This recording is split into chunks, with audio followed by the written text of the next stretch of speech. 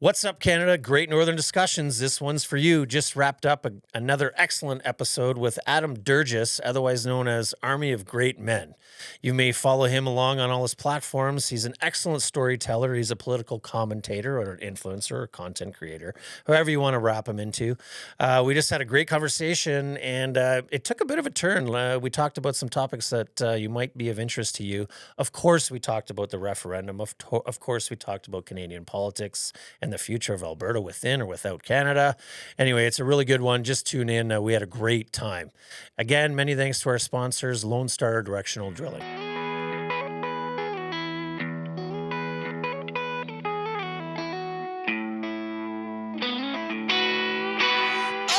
Thanks for taking the time to get in, buddy. I'm pumped to be here. I'm stoked to have you. Well, we can let the listeners know but you know what? Berta Dad touched on it the other day in our community, like this podcast creator, influencer, however you want to label us. Because obviously we're all like-minded, so it's almost like automatic best friends, right? Well, it's because we can relate to each other. I can't talk to my other friends about this. Like, they have no idea what goes on. Like, right. None. Yeah, they're not as invested. Well, they just couldn't possibly relate to what we're going through or figure out all the little tricks. Yeah, right. Well, and we all had, we've all got different journeys into like how we got behind the mic or the why. Yeah. You know, and it's at the crux of a lot of it for us. It's some kind of a frustration, and a lot of it's got to do with the Liberal government. Totally. Let's be honest. Yep. Right. For me, it started strictly with the energy policy, and even going back before even before Trudeau, you know, there were some things that irked me on why they don't just kind of open, like the even approval processes for projects before, which Harper tried to help expedite this to cut it to like 2 years or under 2 years before C-69 and all that shit. Yeah. He was working with the National Energy Board to try to speed things up. Either way, that irked me, and now we're here behind the mic. But your journey is pretty cool, like, and maybe like a lot of us, strange and taking some turns, and none of it was planned. I'll tell you that. Yeah. It's it's interesting. Like I'm just a normal kid from Saskatchewan. Grew up in a little town called Craven. Yeah, Craven. Yeah. And so you've been, I can tell by the reaction. So for those that don't know, Craven is the original home of the Big Valley Jamboree. So, you know, what we know now in Camrose, Craven still does it. Yeah. And so our town was a population of 225 people. And back then, like, there was no restriction on how many people could go. So like one year there was 66,000 people there. Really? Yeah. And like when I was 8 or 9 years old, I saw Johnny Cash. Like I was 10th row for Johnny Cash. Oh my God. Yeah. Amazing. Yeah. Bucket list. Like I didn't know at 10 it was that big a deal, but you know. Yeah. So, you know, I've just always been really interested in growth. Yes. And, you know, I think for a lot of people, they try to grow, but they just, like, it's just so slow, right? Like, they're just trying to figure life out and figure it out. Mm-hmm. And, you know, I learned, as a lot of people do, that if you really want to grow, sometimes you need some pain. And it's true. You know, like, there's a lot of people that, you know, they curse the heavens when something bad happens. But it turns out to be a blessing most of the time, right? If you know what to do with it, it's rocket fuel. Yeah. It is rocket fuel. Mm-hmm. And so, you know, like anybody, you know, you're going to go through your life events, you know, you're going to, you know, hopefully you outlive your parents, you know, you go through that process, you go through some loss, you go through some pain, maybe there's divorce, maybe there's whatever. If you have the right guidance, if you have the right mentors to sort of help you through it, it's rocket fuel. And, you know, I tell people all the time, I don't care who you're talking about, you look at the greatest people you know, like whether you just, you know, see them online or whatever, you look at the wisest, greatest people you know, there was a cost to get that. There was that a wisdom. cost to gain that. Yeah. Well, some would call it superpower. And I say that specifically because I had, we'll talk about the different podcasts and things we talk about. Sure. But I've had different kinds of guests, you know, things that interest me. And I had Aaron Volpatti Okay, so Okay. he's ex-NHLer, Yep. fighter. He's known as a fighter wild man. But I mean, his story is incredible because he basically burned himself alive doing party tricks and being a dumb boy. At the end of his junior summer party, he had I think he called it fire bombs or, Jeepers. like walking around with bottles of kerosene. Anyway, he lit himself on fire, should have been dead, made it through, but then, and he said he was an average like fourth line hockey player, like a Revelstoke kid, Yeah. grinder, very, very smart, got a full ride because of his, academia Yeah. skill. But he from that, his coaches who, he was going to Brown and they were like, well, you're coming, right? And he's in his bed, basically dead. And he willed himself back. And so now he's a speaker. He teaches cognitive Unbelievable. performance and motivational speaking. And he wrote a book called Fighter. It's incredible. But that's what he talked about. Yeah. He obtained a superpower because of that adversity. Yeah. It's, I'm sure you've seen it on Instagram. There's that thing where it says, if God wants to make a king, he doesn't crown you, he breaks you first. Right. Right? Like Yeah. he'll tear you right down to the studs. Mm-hmm. And because that's what it takes, right? Like you gotta walk through the mud for a minute. You gotta lay in the ditch for a bit if you want to see the top of the mountain. And I'm nowhere near the top of the mountain. No. But I was smart enough or had enough good people around me to convince me that every time you're going through stuff, and my stuff's not extraordinary. I mean, it's stuff that everybody goes through. Mm-hmm. I think I just got more out of it than most people. You did. Out of the the help, Yeah. or the mentoring or whatever, Yeah. support. Yeah. And so, I had a couple journeys. Like there was one, went through some life stuff about, I think it was 7 or 8 years ago. Yeah. And, marriage was falling apart. A bunch of things were happening all at once. And I was just like gray. Like I'd look in the mirror and like there was just nothing left. You were done. And I was done. And Children. have kids, yeah. Yeah. And awesome kids. From the outside looking in, everybody think, great life. Seemed good. Yeah. Yeah. And but it got to the point where I couldn't even really look at myself in the mirror. Like it just, I didn't like myself. I didn't like my life. I didn't like where it was going. And so I live on an acreage between Devon and Spruce Grove, outside of Edmonton. Nice. And I walked out on the Devon Bridge with a handful of rocks and started tossing them over the edge and kind of counting how long it would take to get to the bottom. And I went, oh shit, I said, I'm not going to do this. There's got to be a way. And but the thought was there. thought was there. Yeah. And so anyway, long story short, I ended up Damn. going to this place called the Hoffman Institute. Okay. And it's an international program. It's based, the one in Canada is actually based right here in Edmonton. And I got on a call with who then became actually my life coach, but she was my coach at Hoffman, this woman named Helen. And, she's starting to tell me, okay, these are the things we're going to work on. And one of the things, she goes, you're going to learn to put yourself first. And I said, sorry, that's not how I was raised. Like I was raised, Right. As we all were. Yeah. We're men. We're the last to eat. Everybody else gets this first. We make all the sacrifices for everybody else. We just, we serve. And don't get me wrong. Like I love to serve. I love to serve the people I love. Yeah. But if you do that from an empty tank, you're done. You got nothing left. You got nothing left. And so we explored. She said, okay, what fills your tank? And so I listed all the things that really fill my tank. And she goes, okay, those are your number one priorities first. Every day you fill your tank. And then there's this cup analogy. And so she says, okay, so right now you've got all these people. You've got your employees, you've got your family, you've got your friends, you've got they're all drinking from your cup and there's nothing left and you're doing nothing to fill it. So she goes, here's what we're going to do. We're going to put a lid on that cup. And their lid, you can overflow it. And so they can drink from the saucer that's underneath the cup from the overflow. Yeah. But this is yours. That's yours. And so I made a whole bunch of life changes. So Hoffman is really interesting. It's a 7-day course. It's in Caroline, Alberta. No phones, no TVs, no cell phones. Perfect. No news, like you're cut off from the outside world. Yeah. The shortest day of work is I think 12 hours. And Okay. It's work. it is Yeah, work. It's work. Yeah. And you come out of there a new human. But it's only the start, right? Like it's like saying, well, I went to the gym a couple of times, I'm in shape. It's like, no, you got to keep doing the work. Yeah, you have to keep going. This is, they were like doing a sales course. They send you some sales training. And Exactly. It's like, oh, I'm a wizard. Yeah, You know, you exactly. put it to practice. Yeah. So did that. And then I came home and I was like, okay, well, I got to make some changes. So the first thing is the things that I do to fill my tank, those became non-negotiable. Sorry, guys, I'm doing this. And you're going to get a better dad. You're going to get, I'll be a better everything for you if you let me do this. And sure enough, it worked. And then the other thing I did is I employed Great points. a very, very, very strict no asshole rule in my life. What does that mean? You not an asshole or no assholes? I will not associate with people that drain my tank. Bring you down. Yep. Yeah. I won't do it.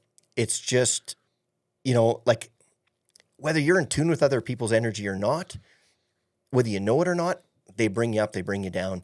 People that suck the life out of you, not worth it. Yeah, I can't keep them around. Yeah. So like I work in the financial industry, work mostly with business owners. I had some clients that were very profitable for me, but I was yeah, but they weren't worth your time. They weren't weren't worth the it. pain, right? The money's not worth it. Yeah. And so I made some changes there and cut some people out of my life that weren't doing all those things. And so that was really good. And then at the start of 2023, it was funny. And in November of 2022, I was on the phone with my coach and I said, Helen, I need some pain to grow.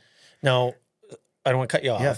Is this before you were divorced? No, yeah. So we had a hiccup like 7 or 8 years ago. A hiccup. And then I didn't know that my marriage was coming to an end. Okay, I had no idea. It was a blind side. Yeah, it was not. And I you're not going to hear me say one bad word about my it's wife. not to slag. Yeah. It's just I wasn't expecting it. Yeah. And like looking back, like anybody who's gone through it, you look and you go, oh yeah, the signs were all there. This makes sense. Yeah. So it was funny. It was November, and we knew my mom was going to die. We knew that was coming, but like we'd known for so long that I'd already processed so much of it. So like I didn't really anticipate like transformative pain coming from losing my mom. And I was talking to my coach. I was like, I just feel like I'm stuck, like I'm plateauing, and I was like, I don't really know how to grow without pain.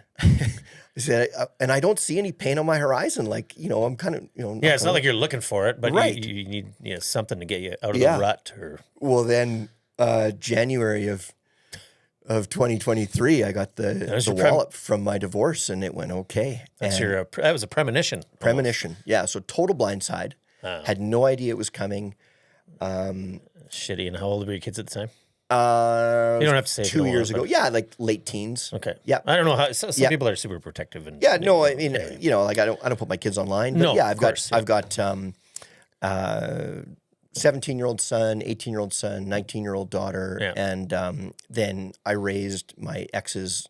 She had a little boy from a prior relationship. Okay. So he's my son. He's not it's not biological, but he's my boy. He's your awesome. boy. We talk all the time. Doesn't matter if he's biological. He's your boy. He's a great kid. Yeah. So he's 25. So anyway, total blindside. Had no idea this was coming. Never forget it. Like she told me at like 11:30 at night, and I was like, holy shit! Like total. I had no idea this was coming. Where's this coming from? Yeah. And it's not like our marriage was good. Like it was like a lot of people going through COVID. Oh yeah. Like in hindsight, it's a blessing. Blessing. But at the time, like. I didn't think anything could hurt worse than my dad dying because he was my everything, right? Yeah. This was 100 times more. And it was a shitty marriage, right? Like, but still rocked you to your core. Yeah. I think that'd be hard. As men, I talk to a lot of men about this. You just slug it out and you just try to just make it work. And you're doing everything you can to hang on to this thing. And because you think it's your job to make it work. And it took her courage to split, to let me realize like, oh my God, there's something wrong. Way bigger here for me. Yeah. So go downstairs. We'd been doing some renos in the basement, and so there was this mattress in like the spare room, and it was covered in drywall dust. Yeah. And I'm in my underwear, and I found like some blanket out of the cupboard, and I just laid there, just staring at the roof, and I didn't sleep a wink all night, and it was just like, your state of shock. Oh my God, awe, and And all these voices in my head, tell me okay, and then this voice came in my head and it said, "Okay, this is it, kid. Yeah, this is it. You've been asking for a chance to level up, right? You've been asking for it, so let's go. Put on your big boy pants. Let's go. Are we going to use this or not? Like, this is a gift if we choose to. Let's go. Yeah. And so I went all in on the work. Yeah. I took 100 days off work, which I was lucky enough to do. And is it your company, the finance? Yeah, Right? well, sort of. So I started, it's a company called Raintree Financial. Yeah. We're coast to coast. I'm the founder, but I'm not really involved with the management team anymore. Okay. My partner, Peter Kincaid, is doing a job 100 times better than I would do. So I work directly now with business owner clients, and I'm great at that part. But running a company, I'm kind of out on that side. So I was lucky enough that I could take some time and really dig in and really focus on myself. Figure out. And kids all stayed with me full time. So, you know, I went from working real hard at my job to being a full-time dad who's also trying to, you know, pick up the pieces. Yeah. And it was really interesting. I had some really, really great people, both men and women, who knew where I was, knew what I was going through, and they reached out with like the most important advice I could ever get. Sure. Yeah. You know, because you think when you're in that state, you think there's like some magic bullet that's going to like fix it all. Oh, I'll just do this. And then no. Well, and you also think you're alone, right? You think you're alone, and you don't realize like, you know, I'd hear stories before about, you know, a buddy getting divorced, and I go, oh, that's too bad, like tough for the kids. But like, I had no idea what that person was going you'll through. figure it out and you'll be fine. Yeah. I didn't know. Right. I really didn't know how hard it was. Like it's truthfully, it's way harder than I thought it was. Yeah. Be painful. Yeah. Be extremely painful. Yeah. And I don't mean to say that like I'm some big victim here. I'm saying it because I want people to know, like people that are going through this, I know what you're going through. Yeah. Right. And it's harder than anybody thinks. And as a man, like we're taught all the time, right? Like, you know, hide your emotions. Hide that man, shit. Be tough. And then it happened. Okay, move on. Pick up the pieces and be strong. Oh, you're better off, you know? Yeah. No, sure. as men, like you got to learn how to heal. You got to learn how to do it. So, my friend Joey, who just an amazing human, like he's one of those guys you look at and you're like, that guy gets it. Like he just gets it. So, you know, he went through same thing in his life. You know, divorce, wasn't expecting it. Now he's like, his life is extraordinary, like amazing. Yeah. And he said, yeah, you're going to sit in the pain. And I was like, what do you mean? He goes, just turn everything off, sit in the pain. And I said, what does that mean? He's like, just sit. Just be. Let the pain wash over you. Feel it. Just feel every drop. He said, it's not going to kill you. Yeah. And when it's gone, it's gone. But there's only one way through it. You got to feel it. Take your beats. And so I just sat there and just sat there and just felt it and cried and let all this shit out and, you know, reflected on it all. And so, you know, went through a bunch of stuff, but I was also like, I was angry. Like my ex and I now we're good, but like I was You held on to anger and to her. And I said things I wish I didn't say. And, you know, I'm sure she's got some things she wished she didn't do and whatever. Like maybe that was part of the healing process. Right. So, you know, go through it and like, it sucked. It just sucked. But then it led to some other things. And one of the things that it led me to, which I was not at all expecting, was I did some work with psychedelic medicine. Right. Which, go ahead. Yeah, let's get into that. Yeah. I know you did it because if people want to go back and look at your first stuff, and I feel like it was around 23 some point, probably after this divorce. But that's kind of where your journey starts there, really is about healing and an army of great men, and men need to talk. And I do want to touch on, we're going to be having some people coming in here. I was approached by a group in downtown Calgary because in the last year there were 4 men, executives, at least 3 were executive, and anyway, energy sector guys that they took their own life.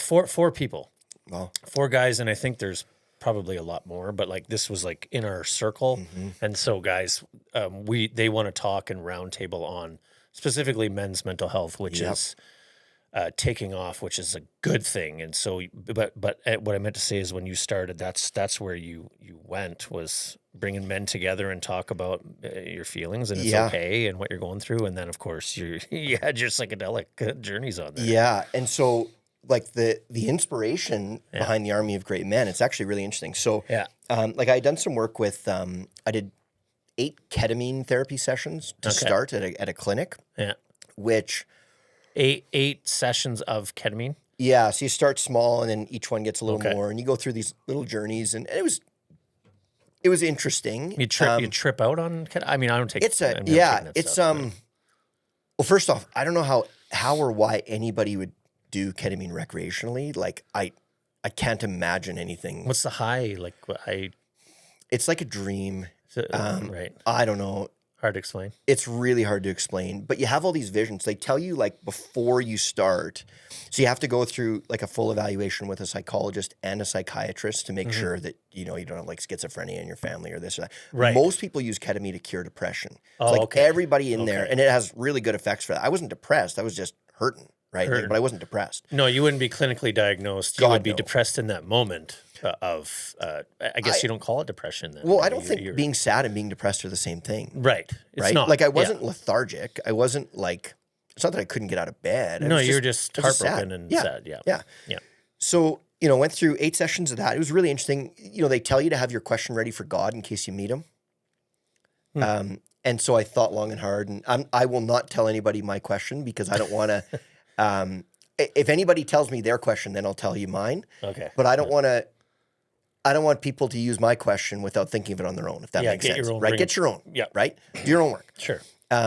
It's better if you do it your own. So anyway, I had my question, and that didn't happen. But one of the things that happened was I saw this vision of myself, and it was like a version of me that like I had never seen before. Like the best, like the highest version of me that could be. Like I you was- liked that version. Oh, like just this strong, poised wisdom. Yeah, like Long hair. I'm a fat piece of shit right now. God, Christmas is not good for me this year. Oh, me neither, buddy.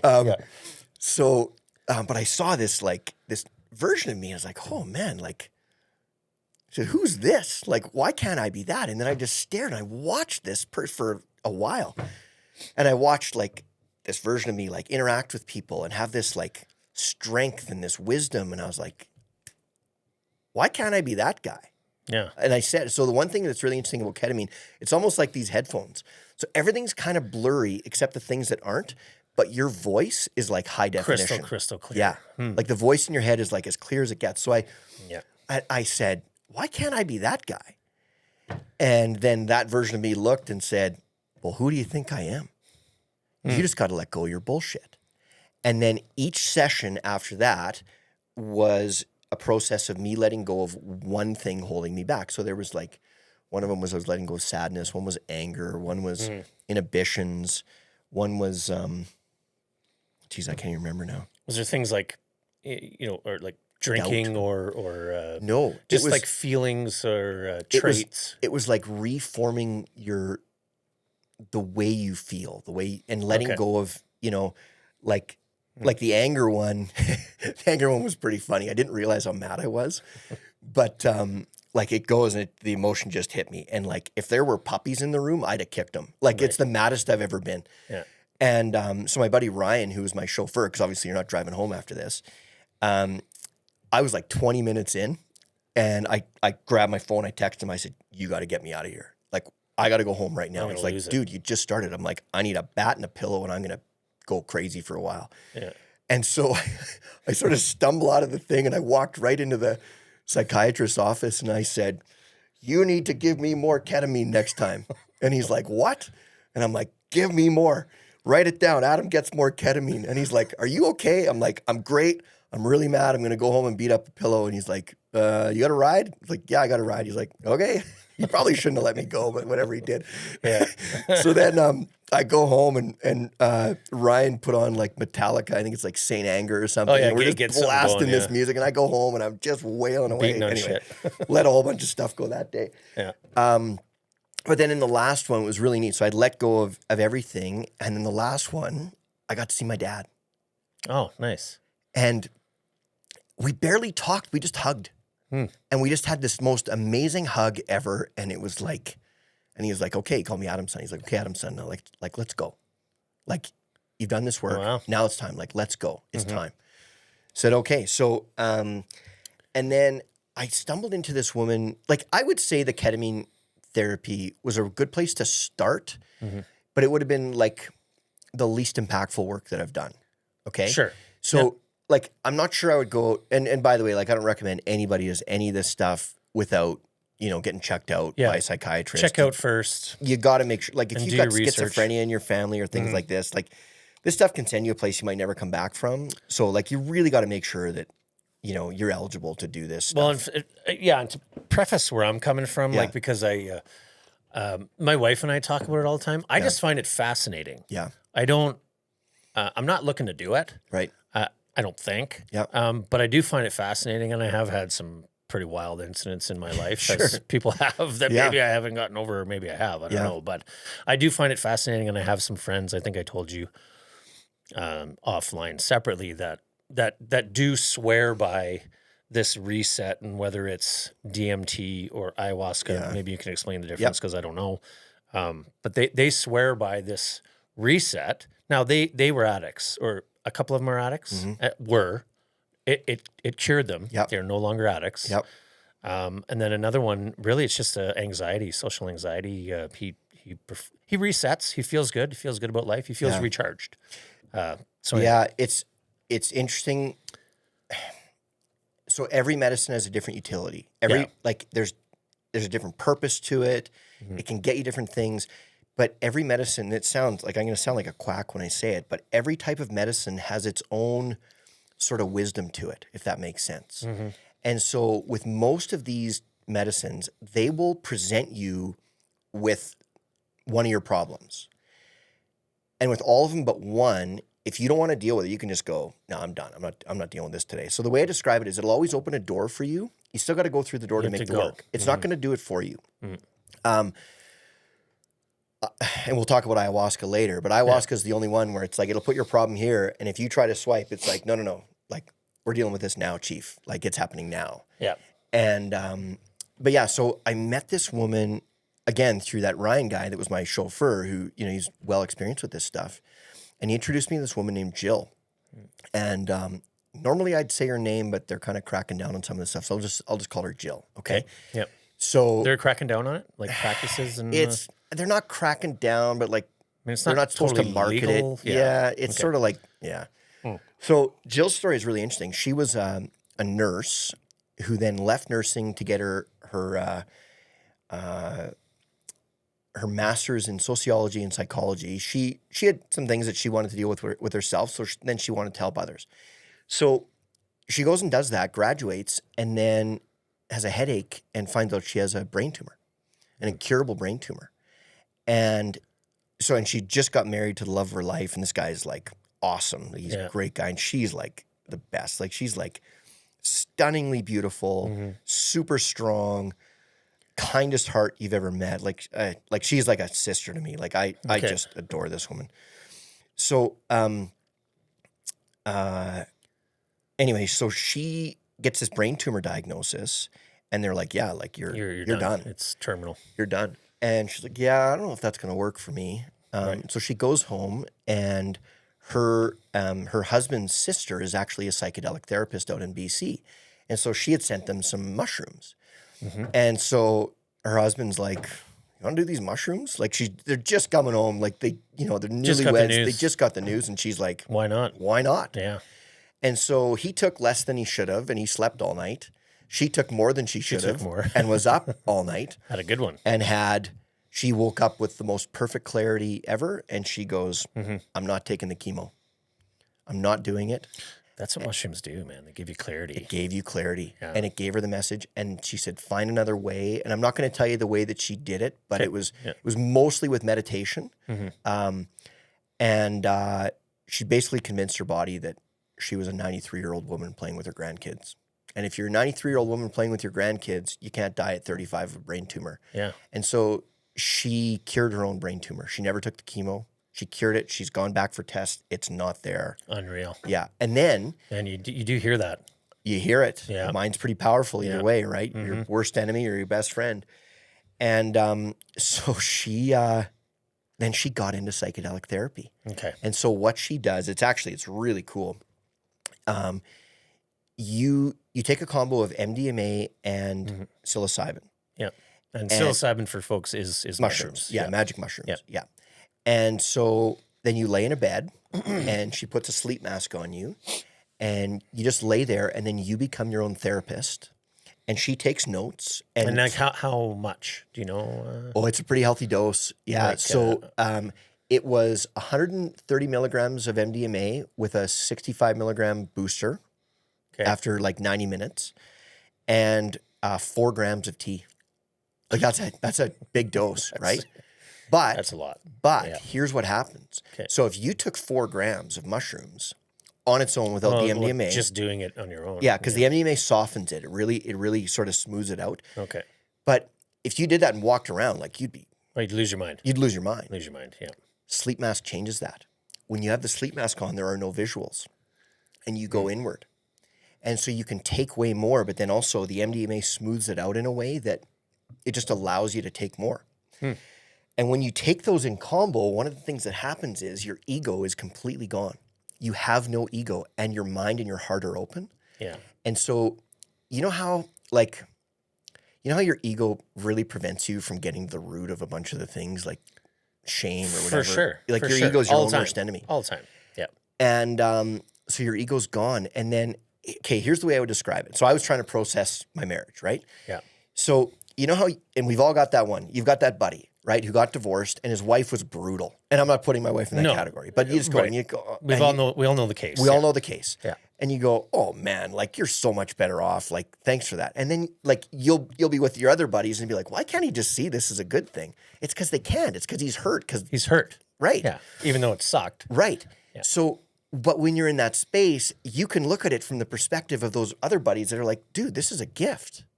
Like, what are you doing? Take it. Take it. And so like in that first session, I did probably 3 years of work in 3 hours. Yeah. Wow. Yeah.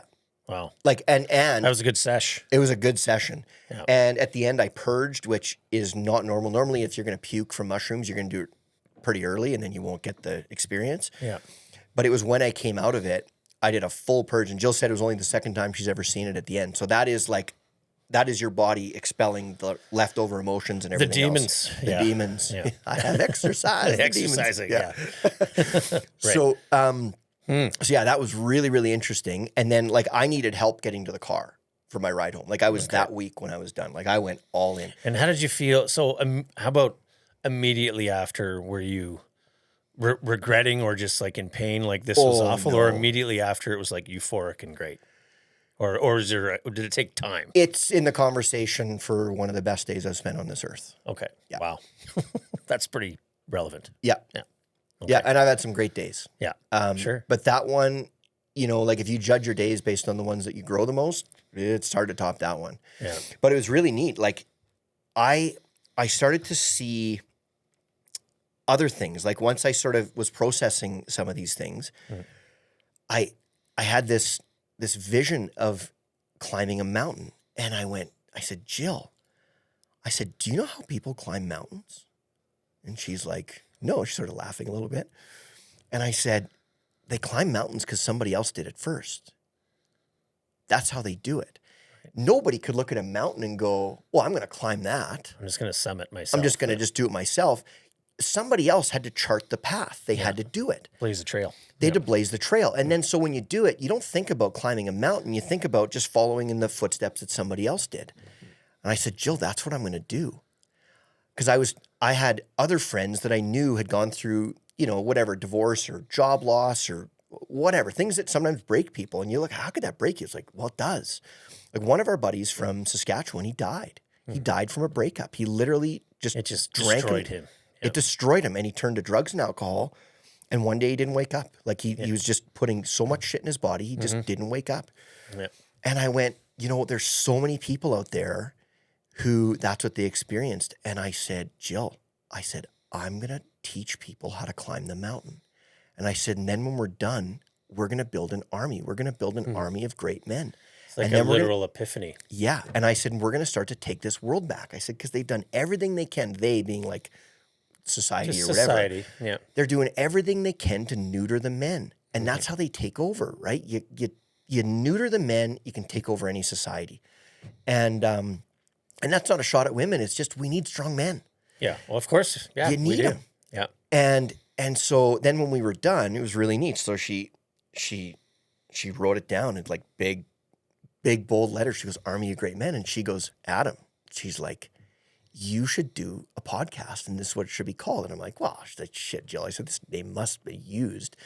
So we go on the old Google machine. Do a search, yeah. And after like 20 pages of Google searches, Nothing. it had never been used ever. Yeah. Yeah, it's a great handle, and it does seem that normal that it would be. Yeah. You'd think it'd be out there everywhere. Yeah. And then I talked to some friends of mine who worked in the military, and I was like, hey, because I didn't want to like I didn't serve in the military. Yeah, I you're don't- not, Army. And I have so much respect for them and what they do. Like and everyone was like, no, man, use it. This is great. Like, do it. And so that's sort of where it all started. And Amazing. yeah, and then it's funny, like my channel, like it's turned way more political. I know we're going to talk about politics, Of course. but I think it's important, your start. It is Yeah. important because we all change and we like to talk about things. And well, and I don't the start is important. I don't have any shame about it. And you right? shouldn't. And I shouldn't. Yeah. And so, if somebody is listening to this and hearing and going, oh, maybe I should explore something like that. Great. Like that's, and again, don't do it on your own. Like get help, figure it out and reach out to me. I'll connect you with the right people. Like I'm, Yeah. but I have a very strong relationship with God, with a higher power. I'm a Christian, which has become far more intense over the last couple of years. And, when I look at the world, I look at politics, I look at spirituality, I look at what they're doing to men, I look at what they're doing to women, I look at what they're doing to children, and it's all connected. Like every single one of them is connected. And so really what I'm trying to do, and like, look, I've got flaws for days. Like I have not figured my life out. I'm a work in progress Not like professing anybody. to be perfect or an expert, but I'm a pretty good storyteller. And excellent storyteller. Yeah. And I've been blessed with some really great people in my life who taught me some things that I really am honored to pay forward. And so that's what I've been doing. And and it's happening. Like That's great. It's awesome.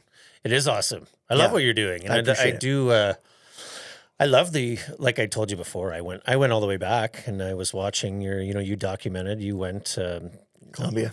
to Colombia and you've done the ayahuasca. And so how often do you do it? Okay, so Everybody seems different. They have their own thing. But, so like I know people that have done it like hundreds of times. I took one trip to Colombia, did three ceremonies. Hardest thing I've ever done on purpose, for sure. Like I've gone through things that are harder, but I never chose them. This one I chose to do. Booked your ticket and had to go, like getting on a scary ride. Yeah, exactly. Yeah. And but I wanted to be tested. So before I went down, it was like maybe 3 months before I went down.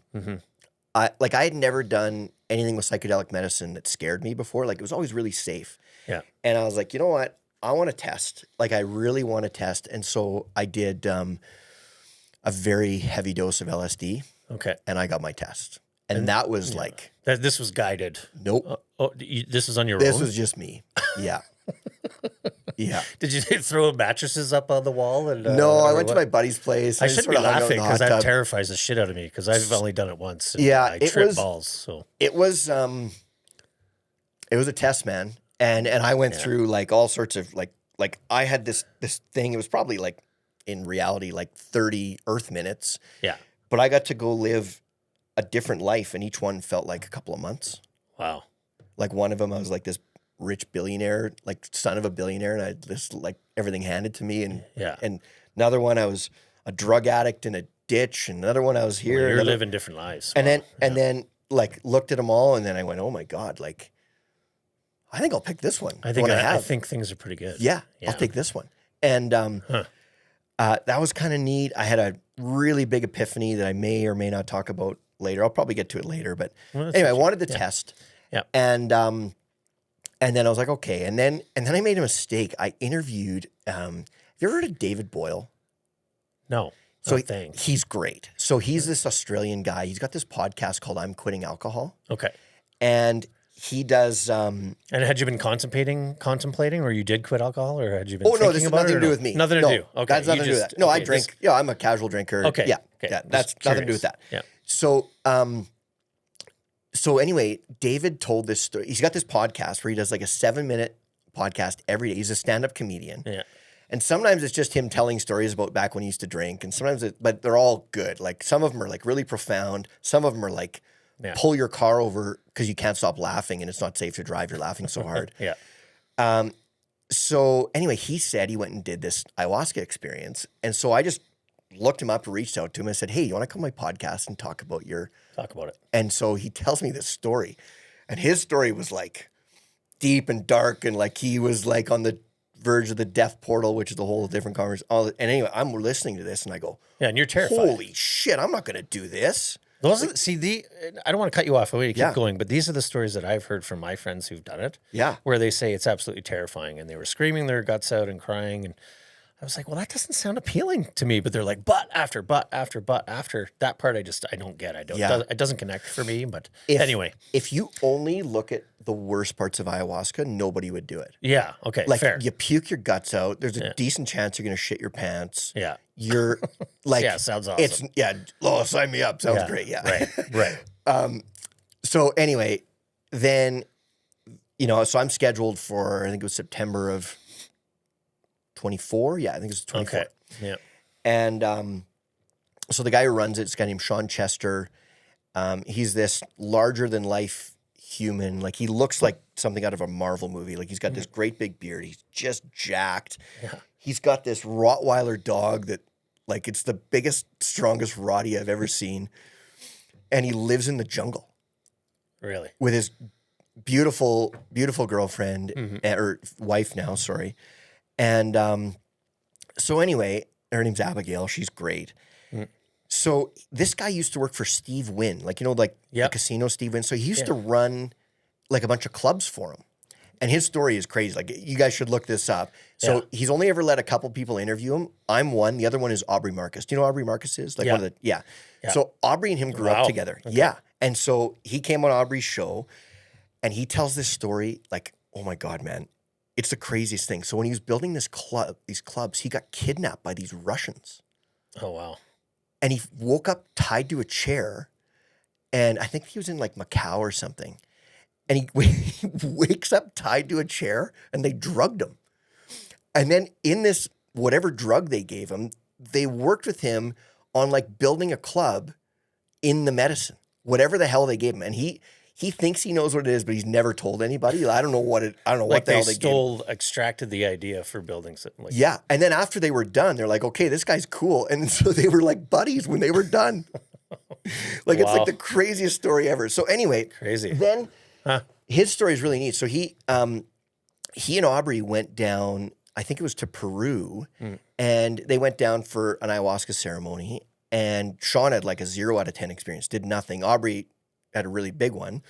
And then Sean was like, there's something more here for me. I don't know what it is. So then he waited a while and then he went back down on his own. He went for like a month and like lived in the jungle and learned this stuff.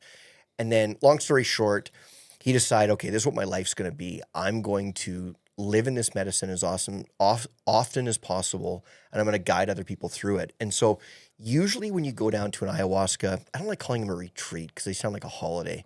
I don't know what other word that's what they call them, I guess. But I mean, yeah. Enlightenment camp. Yeah. Who knows? Yeah. So most of them, like you go drink with the natives or the indigenous people that are down there, but you don't really have like a translator, a guide,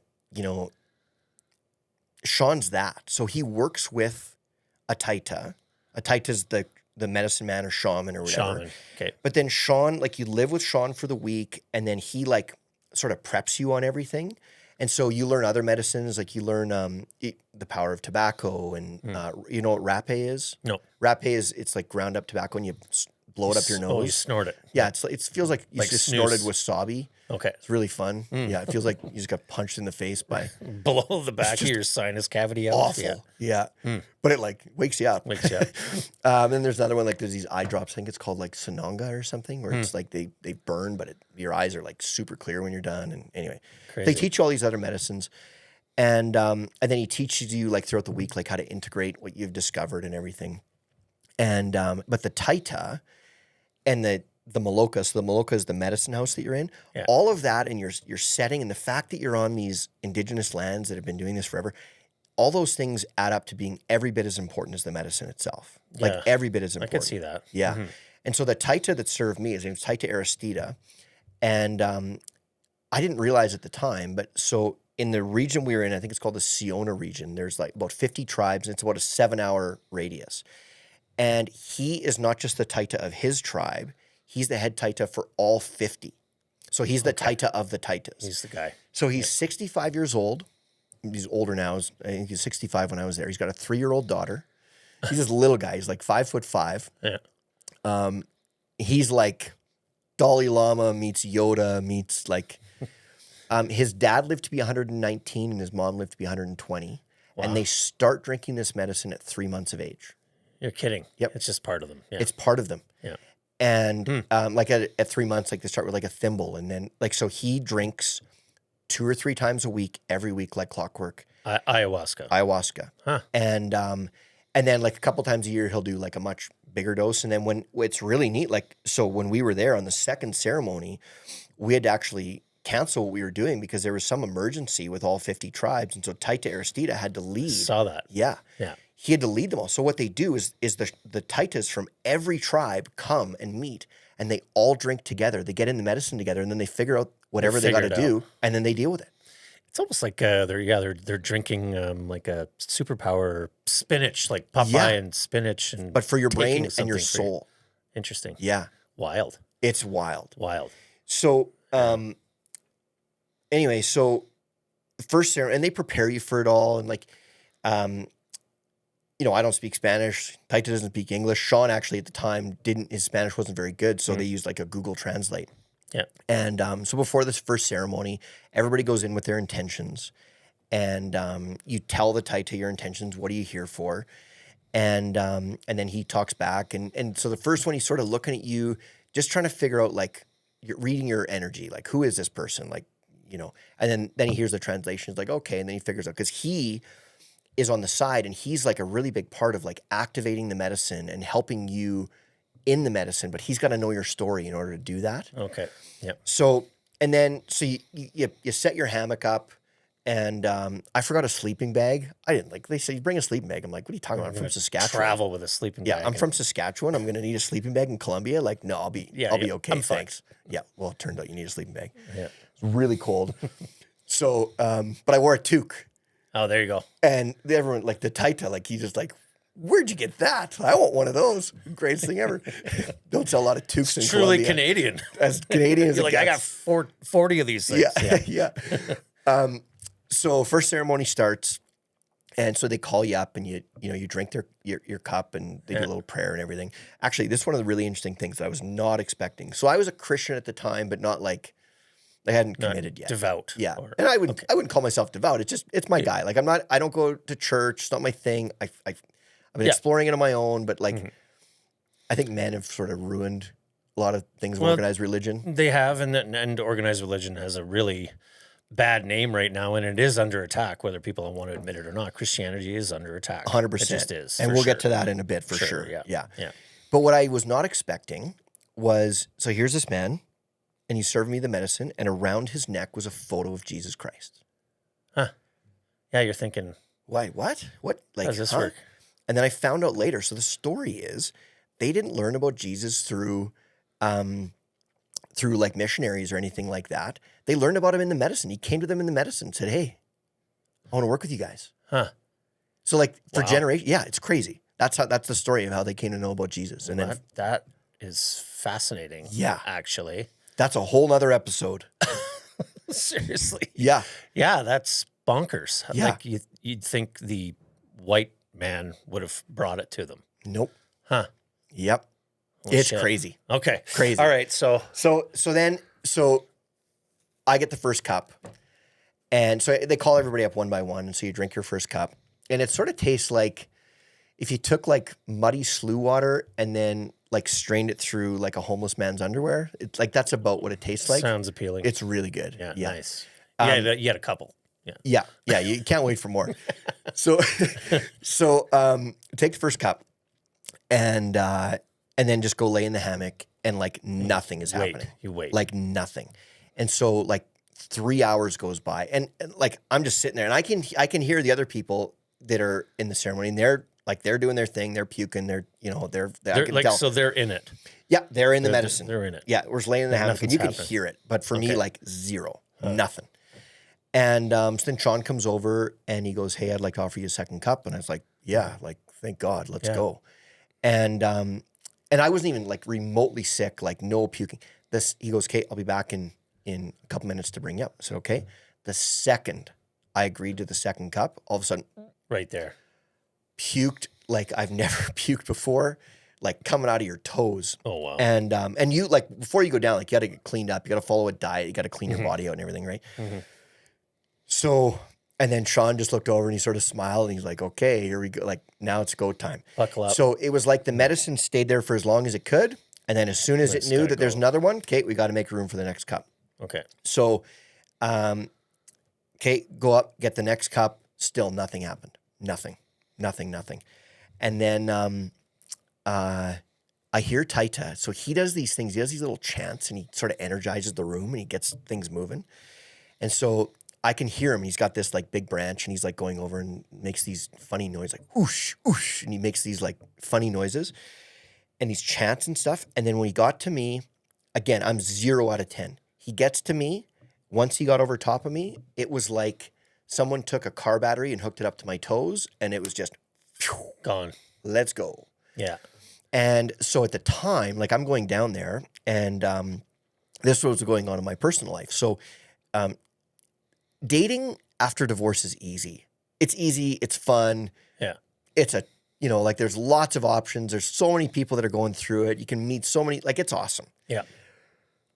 They don't teach you about the kid integration part. Sure. Yeah, that would be like the hardest part. That's by far the hardest, right? And so my girlfriend was all set to move in to we've been together for quite a while. She's all set to move in. And my daughter wasn't ready.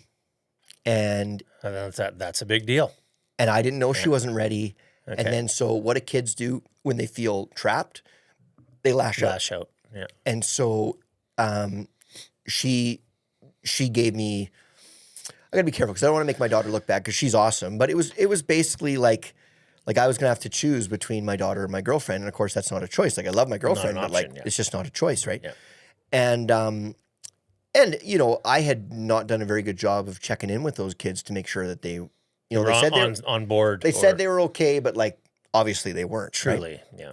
And so her lease had come up in her place, and so she's set to move in, and she finds out the day before you can't move in. So she'd go rent like an Airbnb with her kids, like some basement suite. Okay. And so I leave for Colombia. Like I don't know if I'm breaking up with my girlfriend. I don't know what's happening. I have no idea. Well then, okay, now the medicine's kicked in. I've had my second cup, and it was like this sort of thing comes up, and you're laying with your eyes closed, and it was like I saw like a Netflix menu of people, like they've got like the little windows. Yeah, but like of snapshots of life and scenarios. So I see my girlfriend, I see my daughter, I see my sons, I saw some relationships at work that weren't going very well, and I see all these things, and the medicine says, "How are these relationships going?" I was like, "Yeah, not very good." Who's the common denominator in these relationships? Oh, yeah, me, right? And I went down thinking I was a victim in all this, like, oh, I'm the one caught in the middle. And it said, stop being a victim. You're supposed to be the leader. Let's figure out how to deal with this. You're the leader. Time to start acting like it. Let's go. Okay. So then one by one, it was like, and it was really neat. It was like I had two brains. It's like I had one organizing the next meeting and then one like in this one. So first one, okay, here's the girlfriend. Kate, what are we going to say to this? Da, da, da.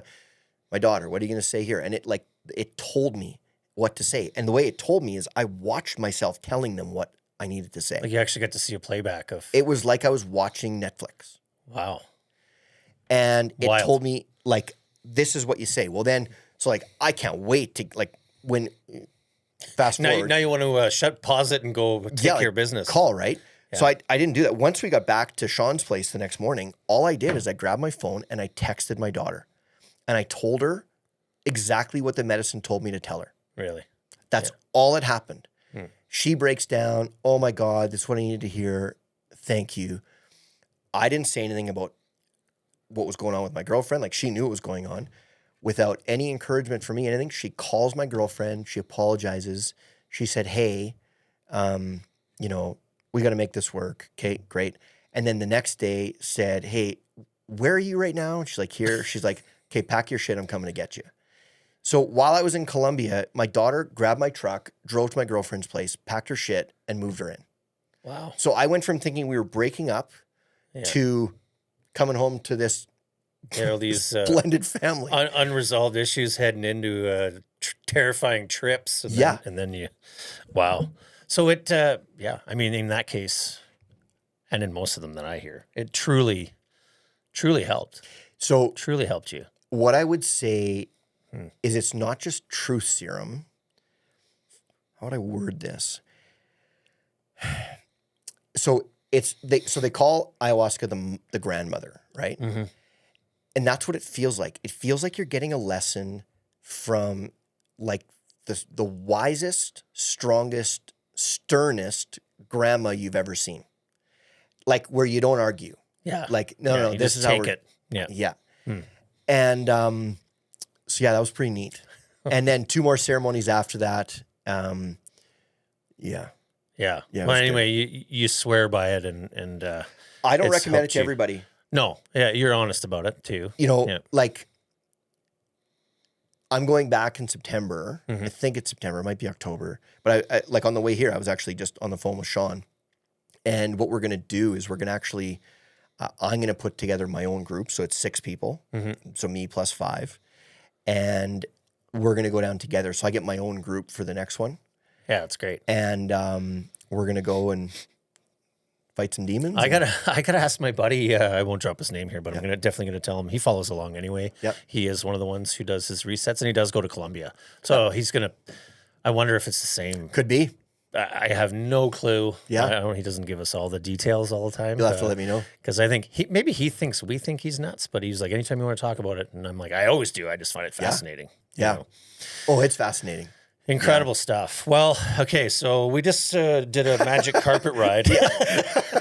Yeah. For a good hour. For sure. But that's I wanted to go there. Yeah. Because like I said, it is important. It's who you are, and it's not like you're going away from it. But then I guess really from the outside, when I watch you looking at like what happened was you just started calling shit out on the side. On your platform. Yep. You started calling shit out. Yep. And now, I mean, that's really where you took off. Would you agree to that? Yeah. Well, I think the reason the account has taken off, I try to be really gentle with it. Yeah. And so like I'm not like yelling and screaming and well, you and I are the same. Yeah. Like we laugh, like we're both buddies with Berta Proud, Lawrence. Yeah, he's definitely bad cop. He's the aggressive. We're good cop. We're good. Yeah. I don't like to be super adversarial. I like to call shit out, but sometimes I'll soften the call out, and because I'm not trying to get people to come after me. No, but I have no problem calling shit out. Well, and what I actually really like to do, because like if you tell somebody the answer, they kind of get it. If they figure out their answer on their own, then it'll really stick. Yeah. And so what I'd rather do is like ask a question, present some facts, ask a question, and then do it in a way where it's easier for people to come to their own conclusion, right? Like almost like a lawyer presenting to a jury, right? He doesn't tell them the answer. She doesn't tell them the answer. They ask questions, they present facts, and then hopefully the jury comes to the conclusion that lawyer wants. Yeah, you guys weigh it out. Right. So that's sort of how I do it. And because I try to be more gentle, like I really try to do it in a way that people who agree with me and disagree with me at least can hear, right? Yeah. They can at least hear it without getting too mad. And don't get me wrong, I piss a lot of people off. Like, yeah, it's not that hard. Me too. Yeah. But even though we're not trying to. But, yeah. If I had $1 for every liberal I pissed off, holy shit. Yeah. I don't, I get into it with them too. But like I was telling you earlier, even when I argue, I keep it super cordial because it is truly who I am. Unless they're just batshit crazy, then I tell them they can go get fucked. Like this spouting off with no backup, they're just not educated enough. But having a good, cordial, civil discourse, right? That's what we need. Absolutely. We need more of it, and we need more people from both sides sitting together, meeting in the middle. We need to have actual conversations. Yeah, conversations. Yeah. Like it's a foreign concept now, but You know, like that used to be what happened is people with differing views would actually talk and then like help each other form different views. Get together like a town hall, or you call it a great northern discussion. A great northern discussion. With an army of gentlemen. An army of great men, that's right, yeah. So, yeah, I said gentlemen. Sorry, that's okay. Great men. Yeah. Okay. Well, one of my friends, I was talking to her, and she said, "What's it called again? The Army of Small Men?" I was like, "Yeah, you think I'm going to call it Army of Small Men? Army of tiny guys with big hearts. Army of little wee men." Yeah. Well, you're actually quite a bit taller than I thought too. Oh, really? Yeah, I don't know why. It's not like I thought you were short, but I didn't realize you were that tall. Yeah, you're a big dude, leader, lieutenant. There you go. Yeah. Yeah. So I mean, obviously, so the politics, you know, that's where you really gain the most traction. And again, because it's how you present, great storyteller. I really enjoy listening to you. But you and I talk a lot about it.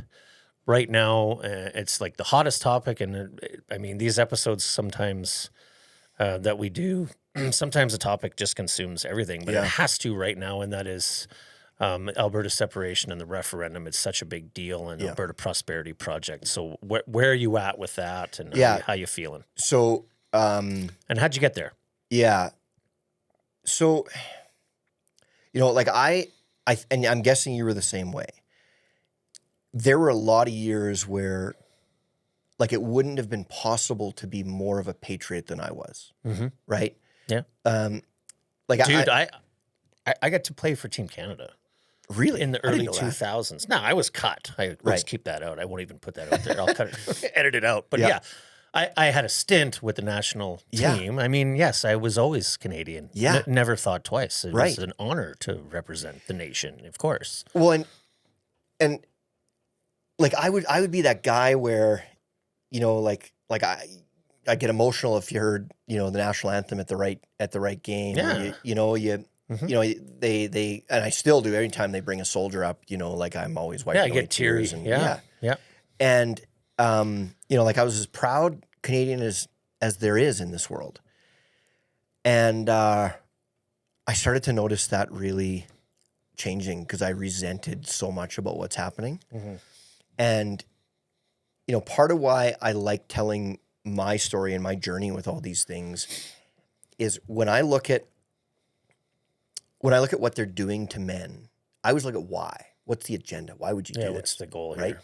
Well, why would you want to neuter men? Why would you want to demasculate them? Why would you want to disconnect people from God? Why would you want to do all those things? And it's because that's the easiest way to take over a society, right? You want to take over society, it's really simple. Disconnect people from God, neuter the men, you got them. You got them. Right? Yep. If you have no connection to a higher power, then the government becomes your higher power. If the men are all wimps, you just got a whole group of men that'll just lay down and just let you do whatever, then the women become vulnerable. And we can talk about gender roles and things like that. And I'm not like women should be in the kitchen, but I know you find me a woman that doesn't benefit from having a strong man in her life. No question. Right? Yeah. Find me a daughter who doesn't benefit from having a strong father. You know, like the spin-off that comes from having all these men that are just wimps. It feels like it is on purpose to make us weak. It does feel like that. There's no way it's not on purpose. Yeah. There's no way it's not. When they started going after toxic masculinity, or when they came up with that term, and I'm like, well, what is that? Yeah. A true man actually can be tough and respectful to women and wants to protect the family and the women and your nation. I don't understand what toxic, I mean. But that's what they did. They convinced people this is the enemy. Yeah. You know, you can't have that, can't have that. And in countries that, countries and regions and states and provinces, the further left they are, the more prominent that seems to be. And so, look, my reasons for wanting Alberta to go alone, there's a great many reasons. Yeah. But it's like people think it's all about money. And don't get me wrong. Big part of it. The financial aspect of this is appealing. But to me, it's about values, right? Like I look at Alberta. I look at who we are in Alberta. And then I look at the rest of Canada. And Saskatchewan, I think, is very much put them in the same. Yeah. would you be in business with someone whose values were totally 100% diametrically opposed to yours? Yeah, Why not, would you? not a chance. Would you be married to someone in that? No. Would you, if you were coaching hockey, would you coach with a coaching staff that had completely different goals than you did? Nobody would. And yet we're in this country where Alberta wants one thing very clearly. The rest of Canada wants something else very clearly. And we're never going to get on the same page. And then I think for, my last straw was probably before this, but I think a lot of people, their last straw was this last federal election. Oh, no question. That was the nail in the coffin for sure. A lot of people. And I've said it in here 100 times. Look, listen, this isn't because Carney's in, but that was literally the last, somehow he got in. Yeah. However, whatever happened, and Trump obviously meddled, and I just talked about it yesterday with Marty, but I cannot believe that the country was duped, and therefore, then I was just looking in the mirror like, we're just different. We're different. We just are. Why would it be on the same team? Yeah, we're not on the same team. We're not and on then the same team. I hear you guys are traders. I don't hear it as much anymore, which is kind of interesting. I do see it out there, but I would find that one interesting when they say, "Oh, you're a traitor." And it's like, you've been shitting on us for being the whiny, redneck, racist, hillbilly, gun tooting, oil drilling. You don't like us anyway. Right. So what's your problem? Why do you care? What's your problem? Yeah. We're going to have a go. And the traitor thing, I would argue that the people who turn Canada into what it's become, I would argue that they're more traitorous. I don't know. Traitorous. Yeah, traitorous. I would argue that there's more of that there in destroying the values that made this country so great for so long than what we're doing. I view it as preserving what's left of this country, the country that I knew. Yeah. Right? Yeah. And so, and it's really interesting. I have conversations all the time with people. I know very few who actually understand what this referendum means who don't want to vote yes. Yeah. There's so much misinformation out there. I was just talking to a good buddy of mine who, this guy's got a company, he's got hundreds of employees. He's and he said to me, he's like, well, why would we vote for it? Even if the referendum goes through, I was told we can't leave anyway. Yeah, it's misinformation. And, right. and we're going to see that is going to ramp up.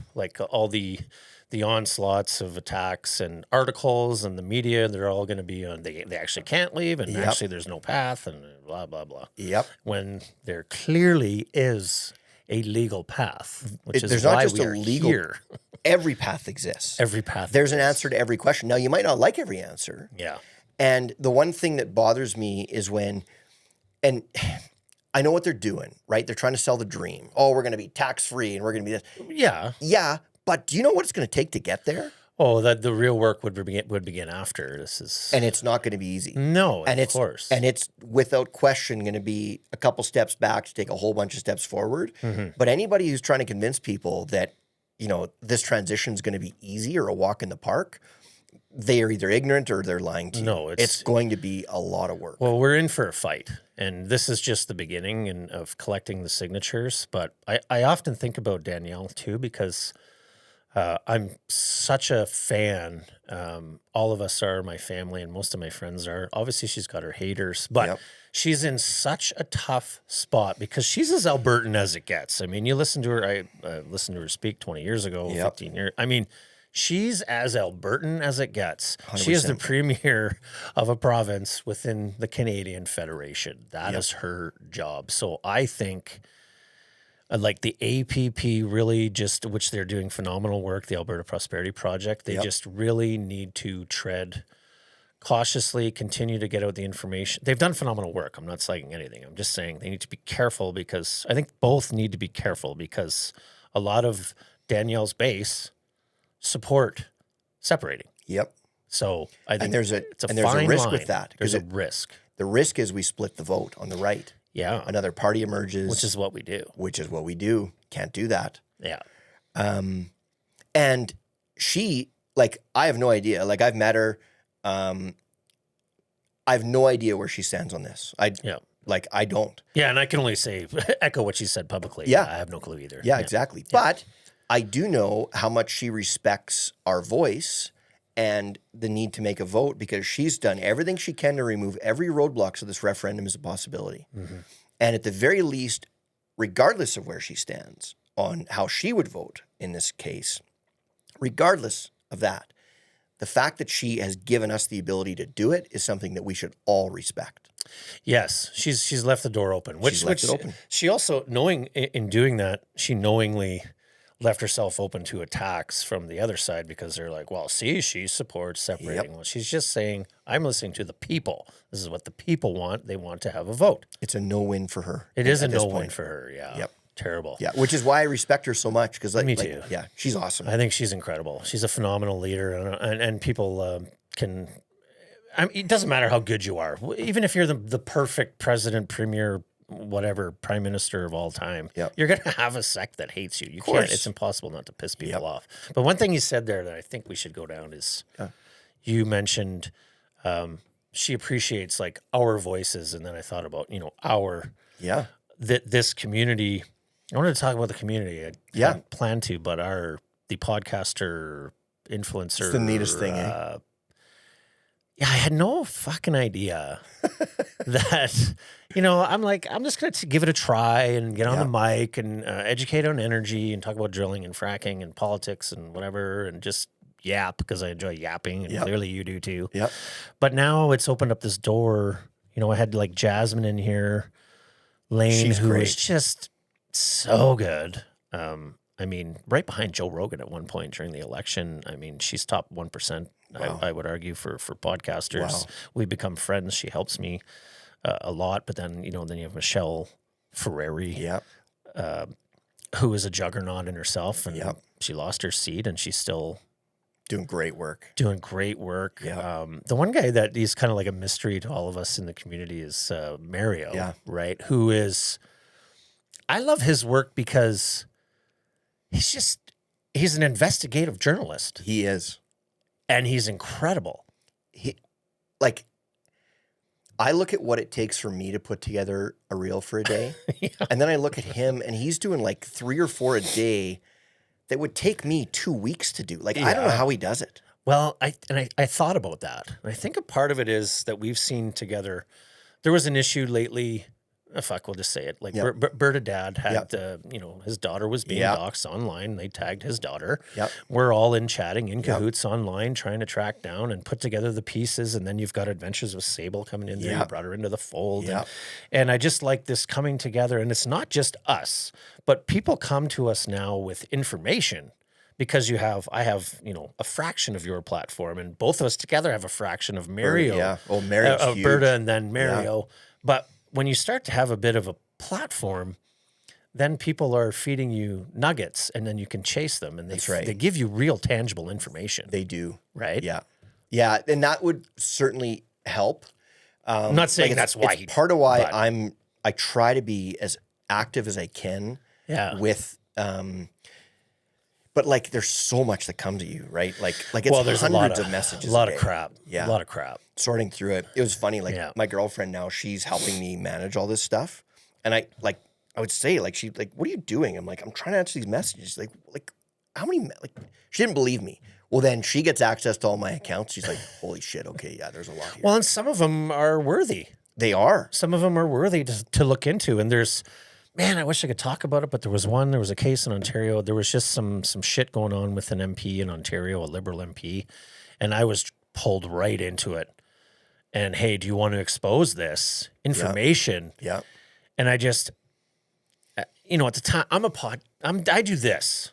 That's like my shtick. I'm trying to get more into what you guys do and put some more things out. Like I said, I'm not super comfortable with it, but I just was like, I don't know what to do with this. But I was like investigating it, and it's fucking real. A lot there. Legit. Yeah. But no, somebody else did expose it. Never went anywhere, of course, because liberals are a big machine. Yeah. But that was a real thing. And then you get those a lot now. There's lots. And corruption. And, you can't, you can't take on all of them, No. right? Like you just can't. So you got to sort of pick your battles and, focus on this and focus on that. Like I really regretted not getting on the ostrich thing in BC. Me too. But by the time too. I was kind of late Yeah. to the party and other people were really covering it. And I said, I'm going to, I'll That's leave how this I one felt. out. Yeah. That's how I felt. There was a girl trying to pull me in and sending me. I think she even unfollowed me. Oh, really? It happens. I don't know. I mean, that was another one where I'm like, I don't know what to do with this. Yeah. I'm not a. You can't do everything. Right. Yeah. And, yeah. Anyway, it's just weird. It's a cool But space, this community right? though, Yeah. So like this little group chat that you and I and Berta have, Yeah. it's the best. That's best. Because like I can talk, and this isn't a shot at my other friends, but I can talk to them about kind of what I'm doing, but they're not in the fray, right? Not in it. Yeah, we're in it. We're in it. Yeah.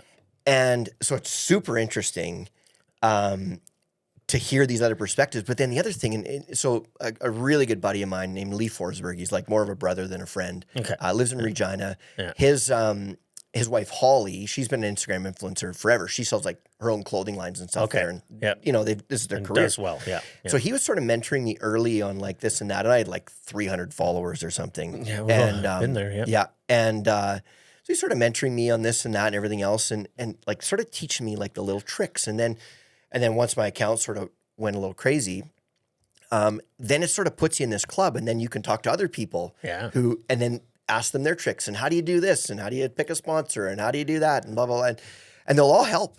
Like that. Yeah. Everybody will help. They'll Yeah. all help. And it's because they know what it's like to be alone in this. So like Sable, Yeah. like I told her, She's like, we're great. going to bring you into the fray here. Just met her because of you. Yeah. She's awesome. She's she's phenomenal. I mean, So I actually predict great. that her ceiling is like Mario. Mario. Oh, everybody sees that. Yeah. Like, cause her Us, content, like I actually really want her to teach me how to edit the way she does. It's incredible. Yeah, I'm like shit. I mean, hey, that's why I'm in here. Yeah. With the She studio is and incredible.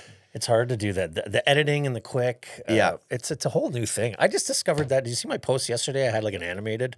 Oh, is like using AI for that stuff? But it's like, I just discovered that. Yeah. You can turn yourself into felt and all I know. this. I'm just like, what? Oh, cool. Yeah. I put it out. But, I'm so useless with that stuff. well, we're also old. Yeah. We're coming to the game here late. Yeah. So, but maybe it keeps us, keeps us younger. Yeah. At heart by having to do this shit. Yeah. Yeah. Yeah, for sure. But can we go back to the that's- referendum? Yeah. Yeah. Okay, so this is the thing that I don't think people maybe realize yet. Yeah. So this referendum is probably the most important election that the planet will see this decade. Agree. People don't Agree. really realize it. Like I remember, did you go when Tucker Carlson came through? I did. Yeah. Yeah. We were there. Yeah. Okay. Yeah. I got a bunch of pics and stuff. So yeah. one of the things that was said that day, and I can't even remember who said it. Well, there was like Brett Wilson was. So that was Calgary. Brett wasn't in Edmonton. I'm Daniel Smith talking was about the there. Calgary. Yeah. So I was. They did You two in the same day. Yeah, that's right. So I was Okay. here, but Yeah. Brett Wilson and blah blah blah. Daniel. So one of the people said that because it was right before the provincial election, and they said, "You don't understand how big this election is for the world. Because at the time the Democrats were in the United States, right? Yeah. And they were like, you are either the last right-wing oil producer on earth, or you're done. Like if this goes away, who else is there? It's true. The world is watching this shit. They are watching it." Oh yeah. And I went, holy shit. I didn't even think of that. It's massive. It's massive. It's massive. So now, like when we think about this, we're not talking about 4 years here. We're talking about like a new path forward. Mm-hmm. And what makes it so interesting, and this is why, like, this is the ultimate David and Goliath, this referendum, because like we're going to be going in this the Alberta Prosperity Project. Like, I don't know what they're going to get for a budget, but it's not going to be, it's not going to be $1 billion. No. But the people on the other side that are going to be fighting like this result, they have more money than God. They're totally unlimited. Oh, yeah. Unlimited. Funds, And they're all against it. to Like dismantle it. all of them. We're gonna need a Donald's wall all the way around Alberta because Well, anyway, but you bring up Donald. yeah. This is one of the quandaries. I don't know how we win it without him, and I'm not sure how we win it with him Because if he gets involved, if there's any sense that he's involved, then people are going to, like, that's how Carney won. Well, he can't be like Trump. It's like, I want him to stay, the F out of our business. Right. Because it makes it easier for them to tie us to him. But it's also, if we get a chance to form, I mean, that's our first port. It's our first ally. It's immediately first ally, first port, first deal. And then on the other side of that is, I mean, he's gone in 2 years, right? 3, or is it 3? Yep. I mean, he's gone, right?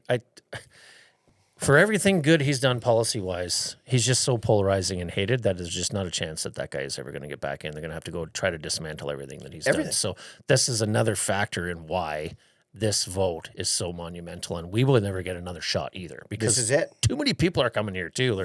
Our grassroots, me and you guys and women, we're going to be in the minority eventually. Absolutely. Right. So this is it. This is it. And then what's interesting, right? So, and this is part of why they're going to do everything they can to stop it. It's not just if we win, it's the example we can set for the world if we do. Yes. Yeah, right? That's a big one. Because, think about it. When's the last time a new country formed?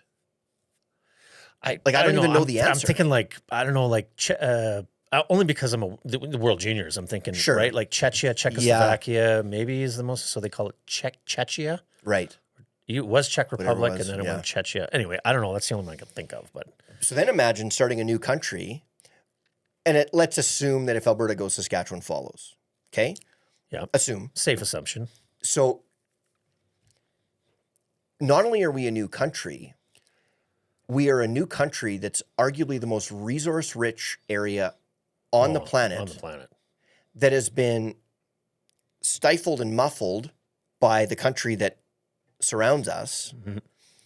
And then we get to show the world, hey, all these things that the powers that be have said are impossible, we're doing it. And then, getting back to the mountain climbing analogy. Right, yeah. So this is why it's going to be so hard. There is no precedent for what we're the first one. We're the ones climbing up the mountain. We're the ones setting Hillary's step. Correct. But then, once we're at the top, we've got the path for others to follow. And that's what they're afraid of. Yeah. That's the biggest thing here. It's not about what we're going to do. It's the example we're going to set for everybody else to say, oh, you can do this. Because we become, how many times have you and your family sat down and talked about, where are we going to move if this gets worse? Oh, all the time. We talk about it all the time. Well, we talk about Texas, and the energy for me, us. But we just talked about the United States is one election away from undoing it all. It's true. It's true. Right? So, you look at this and you go, okay, where are we going to go? But I don't want to go somewhere for 3 years. Me neither. Yeah, you can't just pack up and move every time. But right. Which a lot of people did even during COVID, right? It's the example that we can set. It's the new course up the mountain that we can set. And, I think that people like you and I have a really interesting role to play in this. And I'm going to sound super arrogant when I say this. Well, you are. I'm arrogant, yeah. But, we've all seen that scene when Charlie Kirk, when he saw, okay, they won the election. Charlie Kirk moved the needle by probably 2 or 3%. Oh, he was monumental. Well, I want you to think about this. Yeah. So, let's take you and me and Lawrence and Sable. Yeah, okay. Sure. I actually don't even know where she sits. I'll leave her out of this.